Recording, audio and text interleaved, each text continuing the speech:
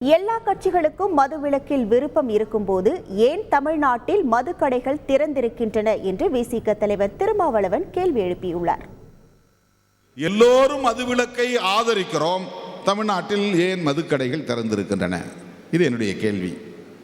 இந்த அடிப்படையில் யாராவது டிபேட் பண்ணுறாங்களா?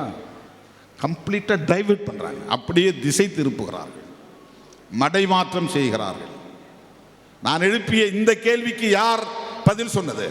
ஆனால் ஒட்டுமொத்தமாக திருமாவளவன் அதிமுகவுக்கு அழைப்பு, திமுக கூட்டணி டமால்,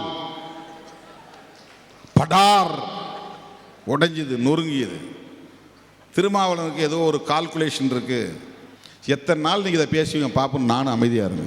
அவங்களா ஒரு ஹைப்பை உருவாக்கிட்டு அப்புறம் திருமாவளவன் போய் பொத்துன்னு விழுந்துட்டாருங்கிறான். நாம் மிகவும் எச்சரிக்கையாக இருக்க வேண்டும், மிக கவனமாக இருக்க வேண்டும். நான் அப்படி அழைப்பு விடுத்ததில் எந்த தவறும் இல்லை, ஏனென்றால் எனக்கு எந்த உள்நோக்கமும் இல்லை. இந்த டங் ஸ்லிப் ஆயிடுச்சு அப்படின்லாம் நாங்கள் சொல்லலை, எதேச்சியா அப்படியே ஃப்ளோவில் சொல்லிட்டோம் அப்படிலாம் கிடையாது.